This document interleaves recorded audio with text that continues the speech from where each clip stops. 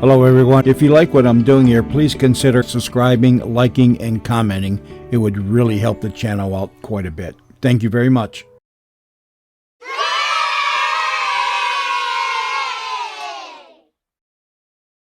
In the mining country of Montana Territory, it seems that it's one thing to find gold, and another to claim it as your own.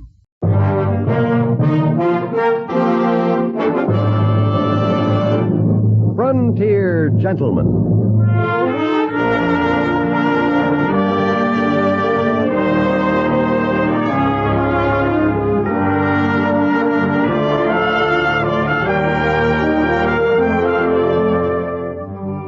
Herewith an Englishman's account of life and death in the West. As a reporter for the London Times, he writes his colorful and unusual stories. But as a man with a gun, he lives and becomes a part of the violent years in the new territories. Now, starring John Daner, this is the story of J.B. Kendall, Frontier Gentleman.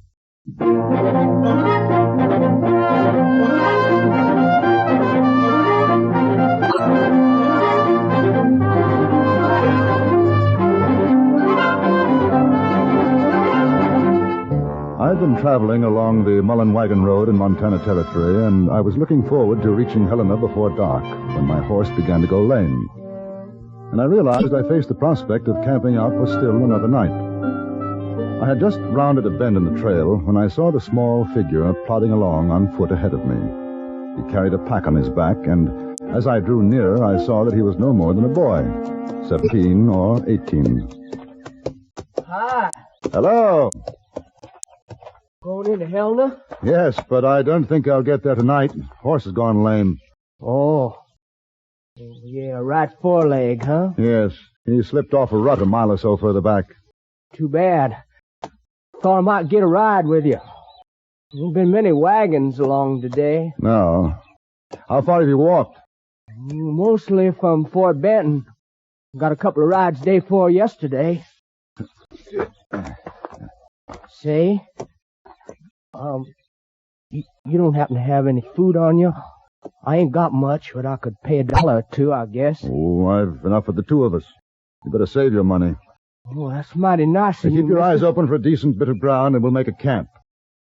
About half a mile beyond, we found a somewhat sheltered spot a little way off the trail. The youngster, his name was Bill Richmond, gathered wood, and I prepared the food. It was almost dark by the time we had finished.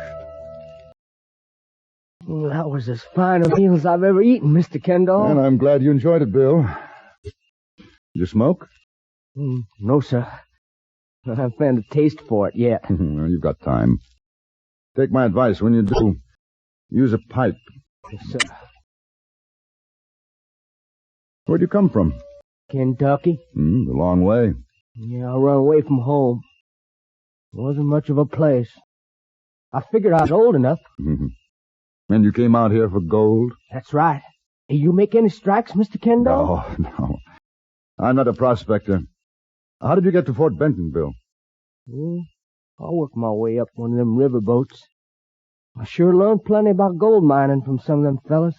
You know, this says there's places in this country where you can pick the gold right off the ground. I imagine the trick is to find those places. Oh, I will. Of course, I don't mind digging some if I have to. I wish you luck.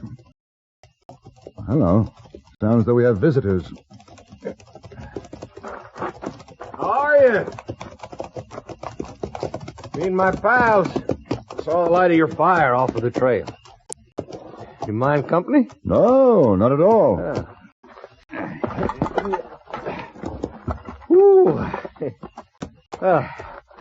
My name's Jack Hinton. This is Rod Goodall. Howdy. And him with the long face there, that's Dauncey Abbott. How are you? And J.B. Kendall. The nipper is Bill Richmond. Howdy. I'd offer you some food, but I'm afraid we used the last of it. Oh, that's all right. We got our own grub. But how's the firewood?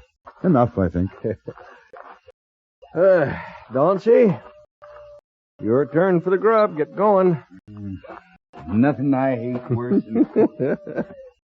He hates cooking like thunder, but he sure knows how to make a son-of-a-gun stew.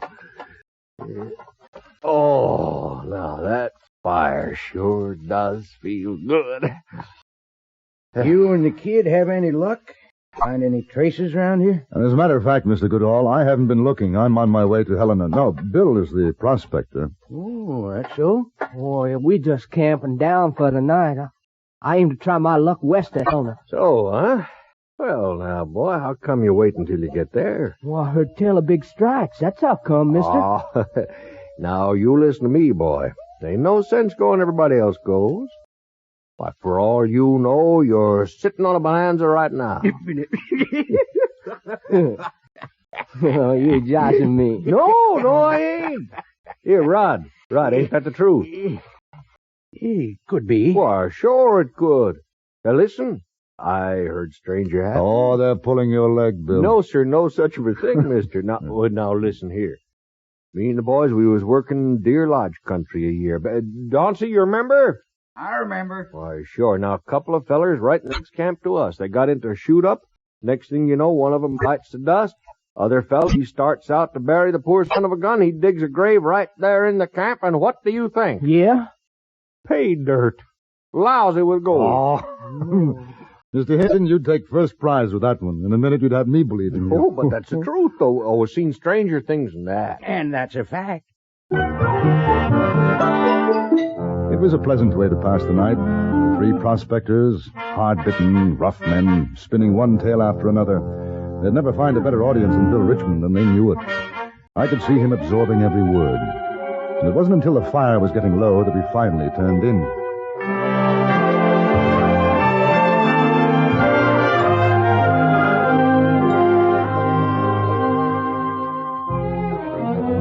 At first, I thought I heard the shouting in my dreams. I found it! And then Found it! I knew that I was awake, and it was beginning to grow light in the east. Stuck it!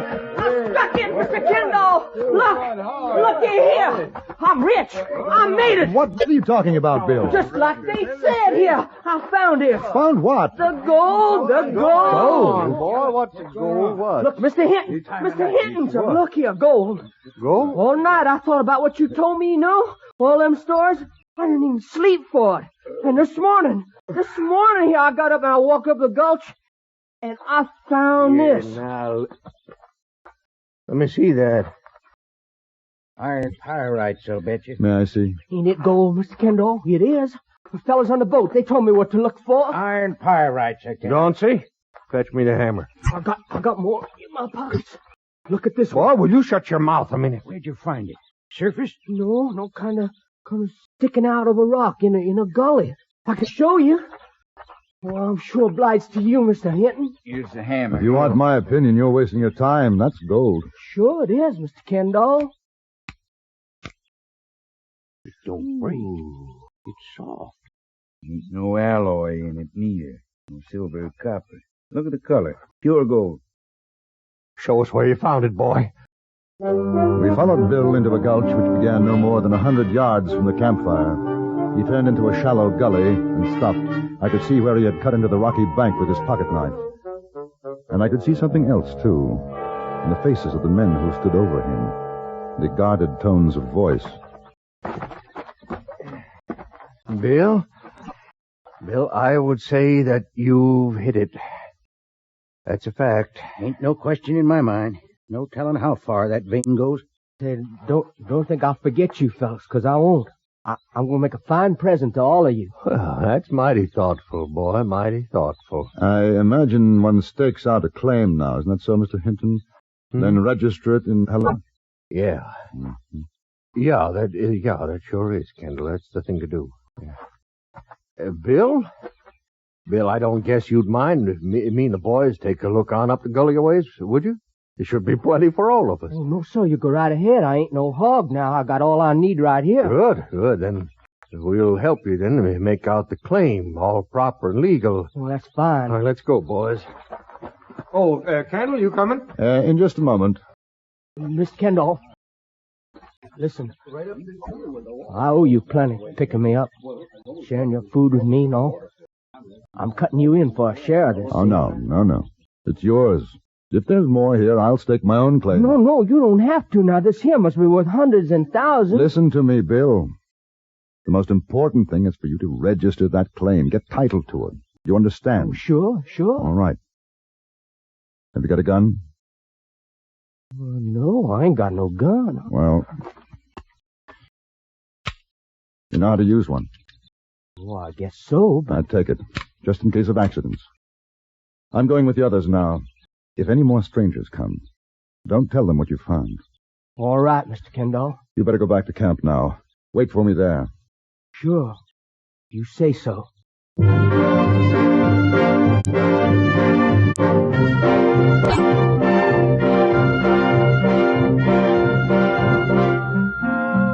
I stayed with the three prospectors almost the whole day.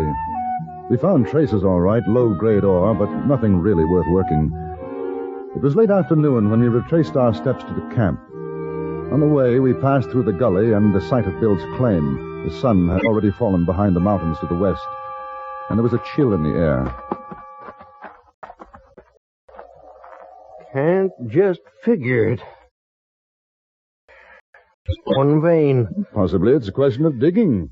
Seems to be a number of gullies running off. We looked around these parts a couple of years back. Remember, Rod? That's right. I'd swear what the kid found's a freak. Might not go more than a foot or two, and then peter out. No, don't look that way to me. I'd say she'd show better than, $2,000 a ton. Lucky boy. Yeah, ain't he, though? Say, Kendall, you and the boy, you partners or something? Oh, no. Oh. I met him yesterday for the first time. Oh?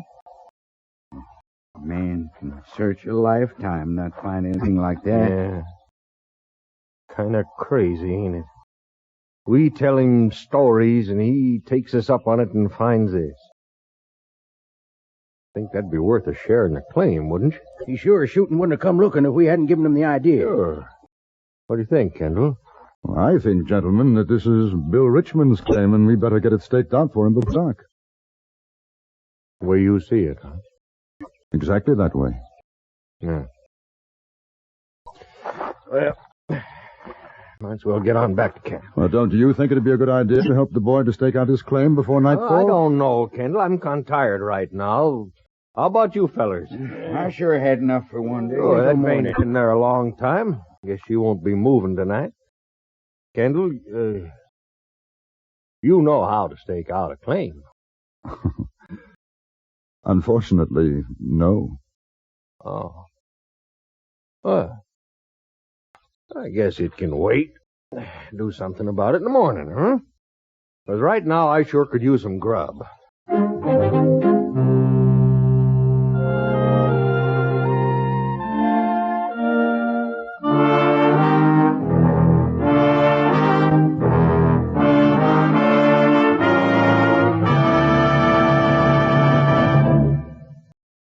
In a moment, we return to Frontier Gentlemen.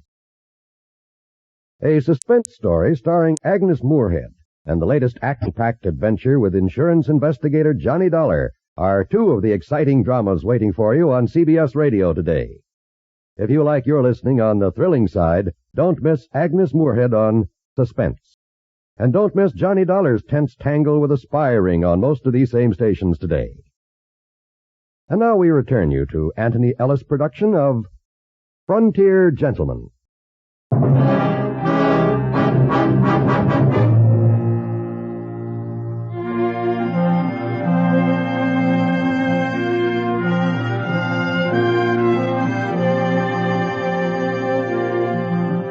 In the camp now, there was a very different atmosphere. Sullen, I think is the best word for it. A subtle hostility had settled like a gray mist. I saw the men huddled together as Bill and I prepared the campfire, and I had a pretty good idea of what they were talking about. Oh, she's going fine now, Mr. Kendall. Listen to me, Bill.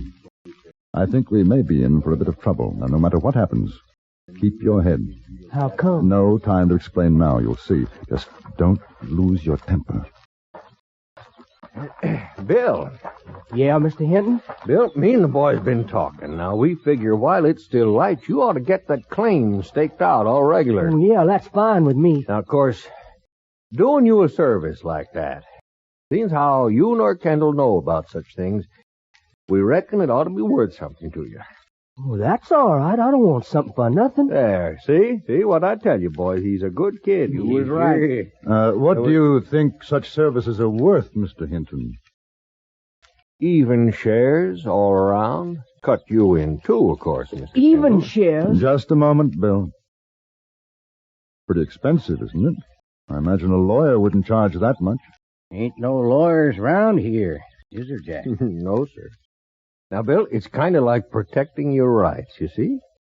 Because if anything happened and you didn't get your claim registered, why, the next feller comes along, the whole thing would belong to him, you see?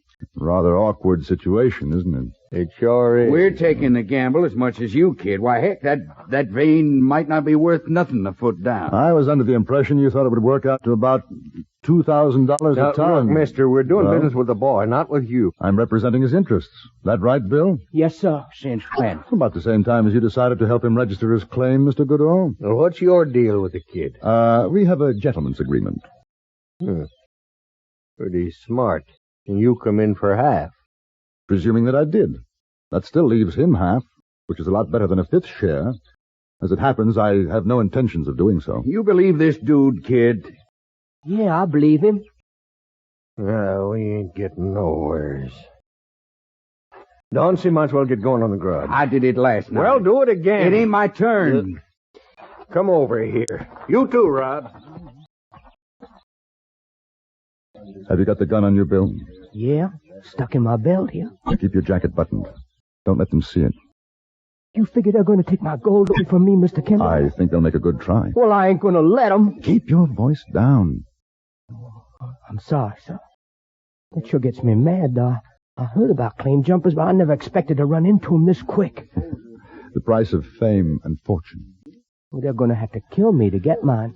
Well, let's hope it doesn't come to that. The conference is over. All right, me and the boys got an offer to make. Happy to listen to any offer. You and the kid take 50%, we take 50%. I'll make you a counteroffer. You take nothing, I take nothing. Bill takes all. Yeah, you see, I told you. Now look, mister, you ain't in no position to make an offer. Till that claim gets registered, it don't belong to no one. Now, if me and the boys decide to stake it out for ourselves, what are you going to do about it? I imagine there'd be some shooting, don't you? You only got one gun. We got 3. Would you like to draw first? No, ain't no use that kind of talk. Now, nobody's talking about a shoot-up. We just want what's rightfully ours. We told the kid where to look. That makes us equal partners. I don't think so. Oh, no, sir. If the kid rides in to get someone out to stake that claim for him, you know we got a right to take over while he's gone. If I let you, It ain't your strike. he'll give me power of attorney in writing. You bet I will. What's he talking about? Are you a lawyer? No. Of course, maybe you'll ride to Helena. Leave him here. Very doubtful. All right, now see how it is then? We got all the grub. You got none. We can just sit it out and wait. By and by, you'll get so hungry you'll sell us the whole thing for some eats. Did you ever stop to consider that the wagon trail is not very far away? All Bill has to do is to wait for someone to come along. I wouldn't be surprised if there were 1 or 2 honest men who would give him a hand staking his claim. I'd be happy to stay here while he's gone. All right, Kendall, all right. All right, you win. I guess we know when we're licked. Huh? Boys, we'll pull out. How come? Shut your mouth, Dauncey. Say we'll pull out. Kendall's right. Kid found it. His claim. And just to show you, Mr. Kendall, that there's no hard feelings, we'll leave you some of our grub. How's that? Extremely kind. Well, I'll pay for it, Hinton. What do you figure it's worth? No, kid, it's a present to you. To make up for what we tried to do to you. Sort of a conscience salve. Huh? Yeah, that's right. Yeah. Well, come on, boys, let's get moving. I didn't have the heart to laugh at Hinton's clumsy attempt to put us off guard. They packed their belongings and within 10 minutes were riding off down toward the Mullen Road. At the same time, I had no illusions about our somewhat uncomfortable position. You figure they'll come back? I think there's no doubt of it. I'm sure glad I got this here gun, then. I hope you don't have to use it. Y'all want me to get started on the grub? Yes, you might as well.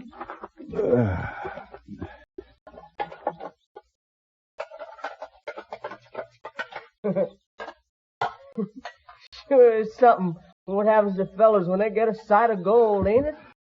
History has a way of repeating itself, Bill. I went through something like this only a week ago in Fort Benton. You know what I'm going to do if that stock's really worth something? I'm going to sell out.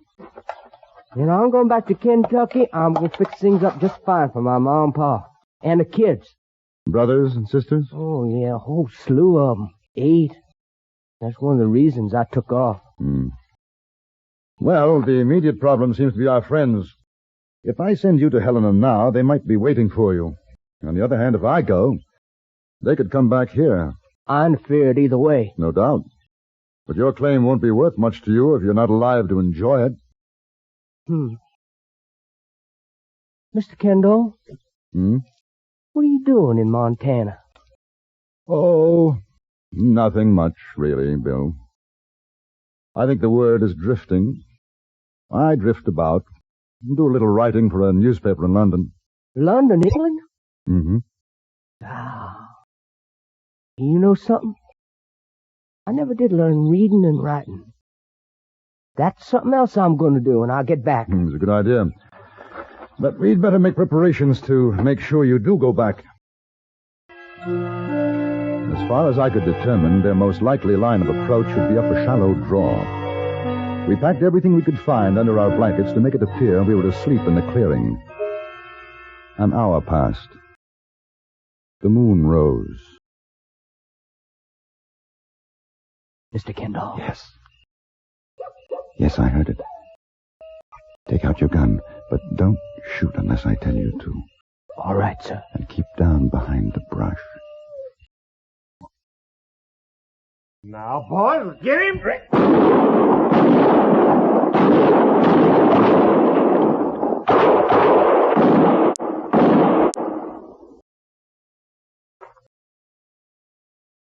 Well, that should ought to have done it, boys. No. What? Wait a minute. It ain't them under the blankets. It ain't. Just a lot. Drop your guns, gentlemen. Stand just where you are. We was just coming back to see you was all right. Your thoughtfulness shatters me. Told you it wouldn't work. Pick up their guns, Bill. Sir. Now, gentlemen, we'll wait until it's light enough. Then you are going to stake out a claim. It'll be in the name of William Richmond. Are there any objections? Good. All right, make yourselves comfortable. And then while we're waiting, perhaps you'd like to tell us some more stories.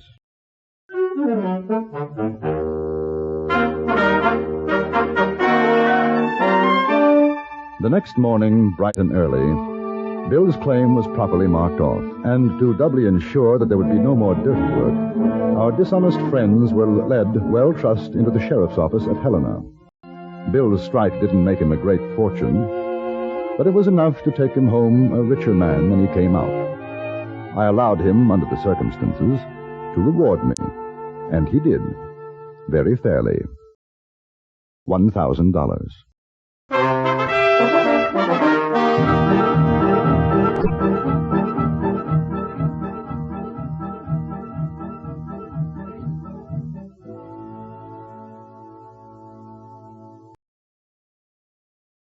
Frontier Gentleman was written, produced, and directed by Anthony Ellis and stars John Daner as J.B. Kendall. Featured in the cast were Eddie Firestone, Larry Dobkin, Jack Moyles, and Vic Perrin. Music was composed and conducted by Wilbur Hatch.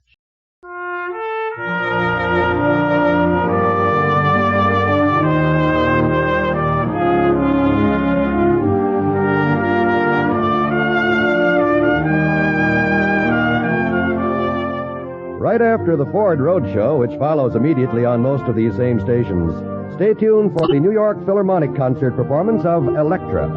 And join us again next week for another report from the Frontier Gentleman. John Wall speaking.